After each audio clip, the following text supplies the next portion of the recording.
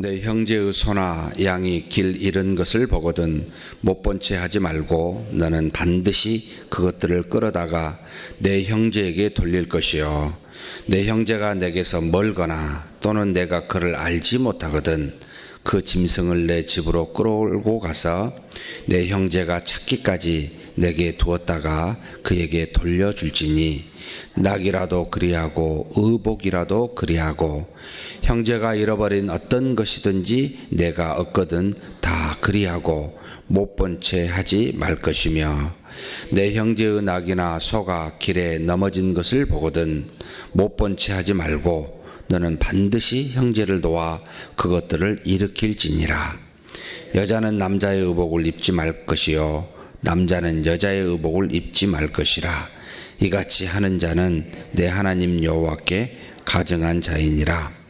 길을 가다가 나무에나 땅에 있는 새의 보금자리에 새 새끼나 알이 있고 어미새가 그의 새끼나 알을 품은 것을 보거든 그 어미새와 새끼를 아울러 취하지 말고 어미는 반드시 놓아줄 것이요 새끼는 취하여도 되나니 그리하면 내가 복을 누리고 장수하리라.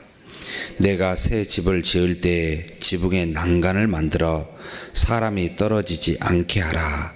그 피가 내 집에 돌아갈까 하노라. 내 포도원에 두 종자를 섞어 뿌리지 말라. 그리하면 내가 뿌린 씨의 열매와 포도원의 소산을 다 빼앗길까 하노라. 너는 소와 나귀를 결의하여 갈지 말며 양털과 배실로 섞어 짠 것을 입지 말지니라. 너희는 너희가 입은 겉옷에 내 귀에 술을 만들지니라. 누구든지 아내를 맞이하여 그에게 들어간 후에 그를 미워하여 비방거리를 만들어 그에게 누명을 씌워 이르되 내가 이 여자를 맞이하였더니 그와 동침할 때에 그가 처녀임을 보지 못하였노라 하면 그 처녀의 부모가 그 처녀인 표를 얻어가지고 그 성문 장로들에게로 가서 처녀의 아버지가 장로들에게 말하기를 내 딸을 이 사람에게 아내로 주었더니 그가 미워하여 비방거리를 만들어 말하기를 내가 내 딸에게서 처녀임을 보지 못하였노라 하나 보라 내 딸의 처녀의 표적이 이것이라 하고 그 부모가 그 자라옷을 그 성읍 장로들 앞에 펼 것이요 그 성읍 장로들은 그 사람을 잡아 때리고 이스라엘 처녀에게 누명을 씌움으로 말미암아 그에게서 은 100세겔을 벌금으로 받아 여자의 아버지에게 주고 그 여자는 그 남자가 평생에 버릴 수 없는 아내가 되게 하려니와 그 일이 참되어 그 처녀에게 처녀의 표적이 없거든 그 처녀를 그의 아버지 집 문에서 끌어내고 그 성읍 사람들이 그를 돌로 쳐 죽일지니 이는 그가 그의 아버지 집에서 창기의 행동을 하여 이스라엘 중에서 악을 행하였음이라. 너는 이와 같이 하여 너희 가운데서 악을 제할지니라. 어떤 남자가 유부녀와 동침한 것이 드러나거든 그 동침한 남자와 그 여자를 둘 다 죽여 이스라엘 중에 악을 제할지니라. 처녀인 여자가 남자와 약혼한 후에 어떤 남자가 그를 성읍 중에서 만나 동침하면 너희는 그들을 둘 다 성읍 문으로 끌어내고 그들을 돌로 쳐 죽일 것이니 그 처녀는 성 안에 있으면서도 소리 지르지 아니하였으며 그 남자는 그 이웃의 아내를 욕보였음이라. 너는 이같이 하여 너희 가운데에서 악을 제할지니라. 만일 남자가 어떤 약혼한 처녀를 들에서 만나서 강간하였으면 그 강간한 남자만 죽일 것이요 여자에게는 아무것도 행하지 말 것은 처녀에게는 죽일 죄가 없음이라. 이 일은 사람이 일어나 그 이웃을 쳐 죽인 것과 같은 것이라. 남자가 처녀를 들에서 만난 까닭에 그 약혼한 처녀가 소리질러도 구원할 자가 없었음이니라. 만일 남자가 약혼하지 아니한 처녀를 만나 그를 붙들고 동침하는 중에 그 두 사람이 발견되면 그 동침한 남자는 그 처녀의 아버지에게 은 50세겔을 주고 그 처녀를 아내로 삼을 것이라. 그가 그 처녀를 욕보였은즉 평생에 그를 버리지 못하리라. 사람이 그의 아버지의 아내를 취하여 아버지의 하체를 드러내지 말지니라. 아멘. 이어서 계속하여 하나님의 백성, 곧 거룩한 백성이 이 땅에서 행해야 될 구체적인 삶의 양태가 무엇인지를 가르쳐주고 있습니다. 나도 거룩한즉 너희도 거룩하라. 아니, 너희가 이미 거룩하다 라는 뜻입니다. 거룩한 백성이 마땅히 행해야 될 아주 구체적인 내용이 오늘 또 여기 신명기 22장에 나타나 있습니다. 특별히 형제의 물건 또는 양이나 소나 나귀를 볼 때 어떻게 할 거냐? 못 본 채 하지 말아라. 그것을 가져다가 반드시 내 형제인 주인에게 돌려주어라. 그런데 주인이 누군지를 모르면 집에서 끌고 가서 그것을 보존하고 있다가 찾게 되거든 돌려주라 라고 말을 하고 있습니다. 그냥 상당히 번거롭지요. 사실 그냥 지나쳐버리기 쉽습니다. 내 것이 아니니까, 남의 것이니까. 아니요, 내 형제의 것이라는 겁니다. 곧 우리의 가족의 것이라는 말을 하고 있는 것이지요. 어떤 사람이 가족의 것을 그대로 지나치겠습니까? 그러니 그게 소나 양이나 낙이나 벗은 옷이나 어떤 잃어버린 물건이든지 간에 그것을 그냥 지나치지 말고 원소유주인 우리의 가족에게 돌아갈 수 있도록 못 본 채 하지 말아라 라고 하는 것이 첫 번째 우리에게 주어진 명령입니다. 형제를 그만큼 생각하여 돌이킬 수 있는 나의 것과 같은 것으로 여겨 그런 일을 행하라 라고 말하고 있습니다. 그 다음에 두 번째로 의복을 입는데 남자는 여자의 의복을 입지 말고 여자는 남자의 의복을 입지 말아라. 이 말을 들을 때 참 의문이 생깁니다. 스코틀랜드는 남자가 치마를 입거든요. 그리고 그들은 그게 자신들의 풍습이거든요. 아니, 나는 저게 여자가 입어야 될 옷이라고 보이는데 저 사람들은 어떻게 저러지?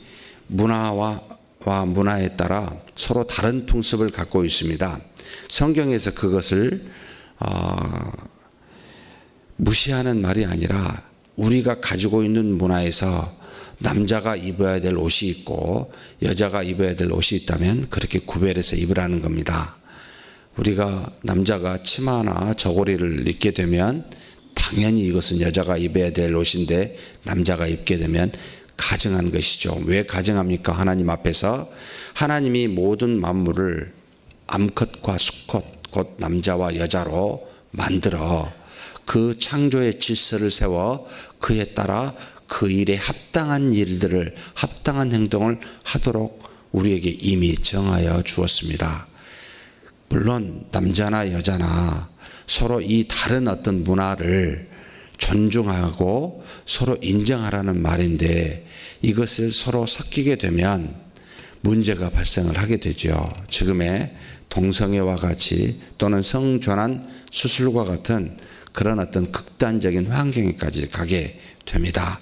다른 말로 표현하면 하나님이 본래 만든 창조의 질서가 흩어지게 되고 파괴되어진다라고 가르치고 있습니다. 그러니 옷도 그렇게 아예 입지 말고 서로를 존중하여 남자는 남자답게 여자는 여자답게 그 문화 속에서 입고 행동하는 것이 맞다라고 가르치고 있습니다. 그리고 이뿐만이 아닙니다.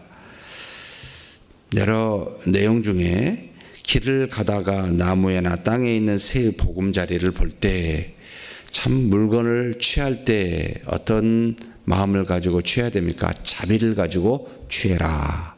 어미새와 새끼 또는 어미새와 알을 볼 때 다 취하고 싶죠. 그러지만 반드시 어미새는 달려보내고 새끼나 알을 취하라. 그리하면 무슨 일이 일어납니까? 이 땅에 내가 장수하고 복을 받게 될 것이다.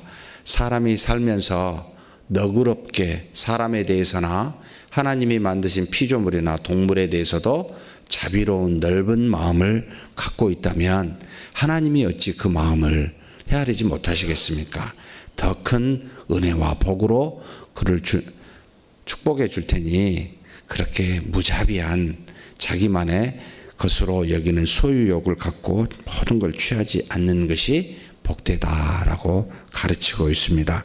그래서 이스라엘 백성에게 여러분 곡식을 취할 때도 어떻게 하라고 그랬죠? 떨어진 이삭은 줍지도 말고, 그리고 한 기퉁이는 놔두라 그랬잖아요. 왜요?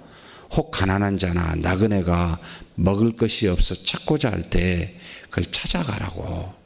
참 너그러운 마음을, 하나님이 주신 것이니 나만 잘 살고 나만 먹으면 된다가 아니고 함께 먹고 살 수 있도록 만드는 굉장히 거룩한 자들의 마음의 상태에 대해서 가르쳐주고 있습니다. 그리고 또 새 집을 지을 때도 마찬가지입니다. 지붕에다가 난간을 만들어 놔라. 짓는 사람이 혹 떨어져서 다칠까 죽을까, 그래서 그 피가 너와 내 집에 갈까 염려하여 사전에 안전하게 해라 라고 가르쳐주고 있습니다. 다른 사람의 생명에 대해서 굉장히 존중히 여기고 귀히 여기는 마음의 자세입니다. 사랑하는 성도 여러분, 귀찮아요. 돈이 더 들어요. 그죠? 안전하게 만드는 거, 그 다음에 형제자매 소유물을 가져다가 다시 돌려주는 거 쉬운 일은 아닙니다. 그럼에도 불구하고 나만을 생각하는 것이 아니라 사랑하는 형제, 더 나아가 피조물을, 남을 다 생각하여 긍휼의 마음, 너그러운 마음, 자비로운 마음을 갖고 있는 것이 하나님의 거룩한 자녀다운 백성다운 모습이다. 그 다음에 또 다른 모습으로 이야기해 주고 있습니다. 포도원의 두 종자, 두 종류의 것을 함께하지 말라라는 내용을 가르쳐 주고 있습니다. 포도원 종자와 또 다른 종자로 같이 심으면 둘 다 열매 맺지 못한다. 어리석게 욕심을 내고 그렇게 하지 말고 포도원이면 포도로, 딸기면 딸기로 한꺼번에 섞어서 같이 뿌려버리면, 참 욕심 다 먹고 싶으니까 다 한꺼번에 먹고 싶을지 몰라서 그럴지 모르겠는데 어리석은 모습이다. 한 가지만 해라. 이것은 거기만 해당된 건 아니었습니다. 소와 여기 나귀를 함께 결의로 땅을 갈지 말라라고 말합니다. 여러분, 소의 보폭과 나귀의 보폭이 다르잖아요. 그러면 삐뚤삐뚤 갈 거 아니에요. 삐뚤삐뚤 갈 때 어떻게 하겠습니까? 소는 보폭이 크니까 천천히 가게 할 거고, 나귀는 보폭이 짧으니까 매를 칠 거 아닙니까? 사람이 그 바르게 얻기 위하여 동물에 대해서 학대하게 되는 어리석음이 범하지 않겠습니까? 그러니까 두 소와 나귀를 결의하여 밭을 갈지 말아라 라고 가르칩니다. 그리고 양털과 배실로 섞어 짠 것을 입지 말라. 참 같이 섞어 짜면 뭔가 얼룩덜룩하고 보기 좋을 듯 싶을지 모르는데 서로의 그 세기가 다르기 때문에 한쪽만 뭐가 더 센지 모르겠습니다만 닳게 되면 양털보다는 배실이 금방 닳지 않겠습니까? 그러면 그 양털의 옷도 곧 입지 못하게 되는 어리석음이 온다는 거죠. 사람이 욕심을 부리면 더 큰 화가 온다라는 그런 가르침 아닙니까? 그러니 있는 대로 정도로 따라 하나님이 주신 질서를 따라 행하는 것이 훨씬 더 지혜롭다라고 가르치고 있습니다. 그 다음에 순결에 대해서 쭉 나와 있습니다. 몇 가지 종류에 따라 어떤 사람이 아내를 맞았는데 이 아내가 실증이 났어요. 그런데 쫓아낼 궁리가 없어요. 그래서 쫓아내는 방식이 뭐냐 하니까 봤더니 이 여자가 처녀가 아니다 라고 이렇게 증거하는 겁니다. 그러면 처녀가 아니면 이전에 다른 남자와 동침했다는 말인데 여자로서는, 아내로서는 심각한 문제지요. 증거를 대야 되지 않습니까? 바로 여기 자라옷이라는 표현을 썼는데, 첫날 밤에 잠을 자서 처녀일 때는 그 피의 흔적을 갖고 있는데, 일반적으로 이스라엘 백성의 풍습상 처녀는 이런 날을 대비해서 그것을 가져다가 자기 부모에게 보관해 놓습니다. 전통적으로. 그래서 이것을 바로 표적, 어떤 처녀의 표적을 갖게 해놨는데, 나중에 이런 일이 생기면 그 여자의 부모가 이걸 가져다가 처녀 자라옷을 그 장로들에게 주게 되고, 장로들이 그것을 확인하게 되면 이 남자, 이 남편의 행위가 악하기 때문에 매를 치고, 그리고 여자 부모에게는 욕을 보였기 때문에 은 100세겔, 지금 한 80에서 한 100만 원 정도 될 겁니다. 이 100세겔을 주고 평생에 버릴 수 없는 아내가 되게 할 것을 이 장로에게 명하여 그렇게 따르게 합니다. 그런데 이 여자가 이 표적을, 증거를 제시하지 못했어요. 그리하면 참된 이 표적이 없거든 성읍 사람들은 이 여자를 돌로 쳐 죽이라 라고 말합니다. 그래도 그렇지 너무 잔인한 거 아닌가? 읽으면서 이런 생각이 듭니다만, 하나님께서 모든 내용 뒤에 돌로 쳐 죽이는 말 뒤에 공통적으로 따라오는 말씀이 있습니다. 뭐죠? 너희 가운데서 악을 제할지니라. 너희 가운데서 악을 제할지니라. 이것은 이 한 사람에게만 해당된 것이 아니라 하나님의 거룩한 백성인 이스라엘 민족 전체에게 해당될 수 있는, 마치 죄는 무엇과 같다라고 신약에 표현합니까? 누룩과 같다. 그것을 그대로 두게 되면 누룩은 가만히 있는 것이 아니라 빵을 부풀게, 떡을 부풀게 하지요. 이스라엘 전체 거룩한 백성의 삶을 파괴해서 그 거룩성을 떨어뜨려 하나님을 배반하여 공동체 전체가 타락한 일을 가고, 그런 일이 일어나기 때문에 이것을 제하여 버리라는 겁니다. 그래서 죽일 만한 죄를 정해놨습니다. 이와 같이 아버지 집에서 창기와 같은 행동을 했을 때, 그 다음에 뒤에도 마찬가지입니다만 또 무슨 일이 있습니까? 혹시 성읍의 성중 안에서 남자와 여자가 간음한 일을 보거든 둘 다 돌로 쳐 죽이라고 이야기합니다.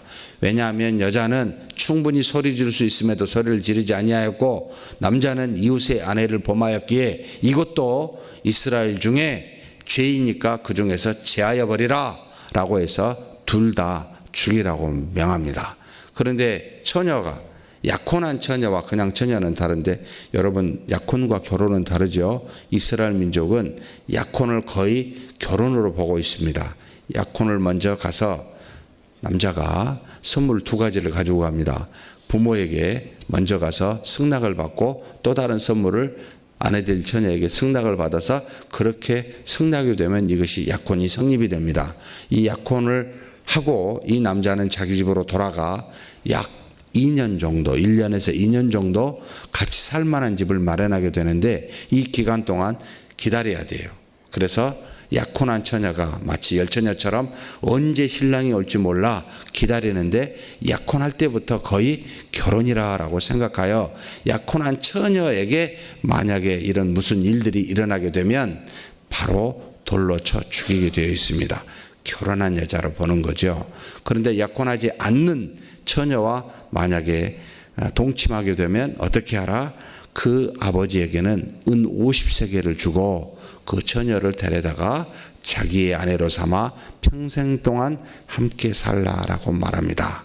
그래서 이스라엘 중에 더러운 육체적인 불륜의 문제를 완전히 제하여 버리도록, 이 불륜이 일어나게 되면 돌로 쳐 죽이도록 명하는 그와 같은 거룩한 삶을 살라. 이것이 마땅한 자녀들의 모습이다라고 가르쳐주고 있습니다. 사랑하는 성도 여러분, 우리가 사실은 구약은 이렇지만 신약에는 어디까지 이야기하죠? 마음까지도 이야기합니다. 눈에 보이는 겉의 육체적인 모습은 하나의 결과요, 열매일 뿐이라는 겁니다. 너희가 만약 미워하면 무엇과 같아요? 살인한 자와 같고, 너희가 만약 마음에 음욕을 품으면 간음한 자와 같다라고. 그래서 먼저 무엇을 지켜야 됩니까? 마음을 지키라고 이야기를 합니다. 우리 안에 성령의 하나님이 계시기 때문에 그런 표현이 나옵니다. 우리 안에서부터 거룩한 모습이 나와야 겉으로 거룩한 형태의 열매가 나타나지 않겠습니까? 마음속까지도 감찰하시는 하나님이 내 안에 계시기에 내 자체가 거룩한 성소임을 성경은 가르쳐주고 있습니다. 그러니 마음부터 지키라. 그리하면 겉은 보나 마나입니다. 겉의 문제가 아니고 속에서 그 문제를 해결하지 못하면 하나님이 더러운 자라, 죄인이라 라고 이야기합니다. 그래서 마음을 지키는 자가 됩시다. 그래서 무엇으로 먹는 것이 우리를 악하게 하는 것이 아니라 나오는 것이 악하게 한다고 말하듯이 말과 생각을 지키시는 것이 굉장히 중요합니다.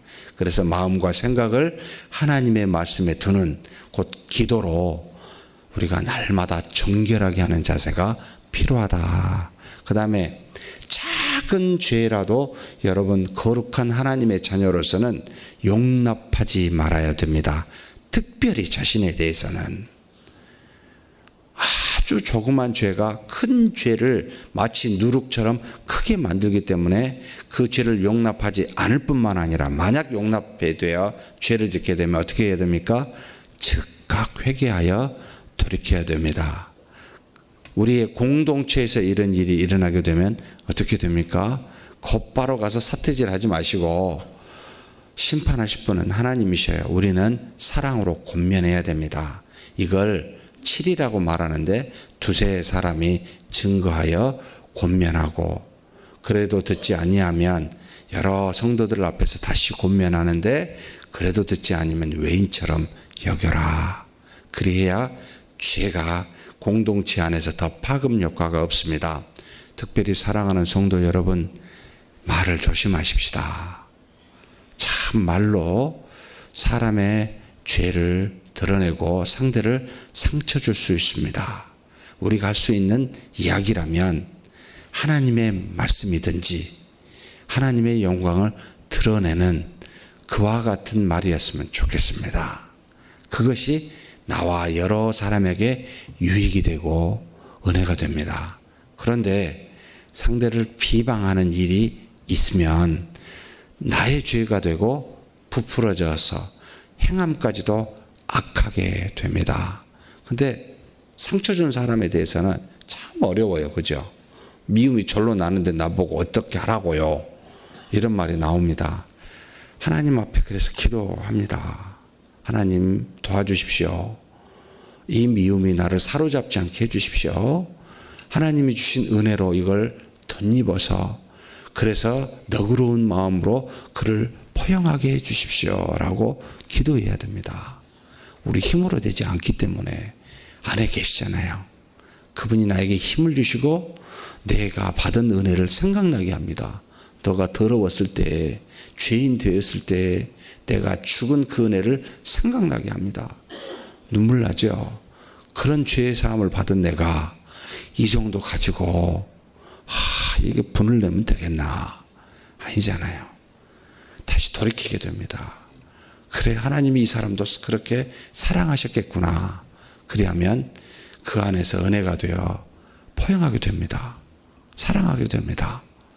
그런 저와 여러분이 되기를 주의 이름으로 축복합니다.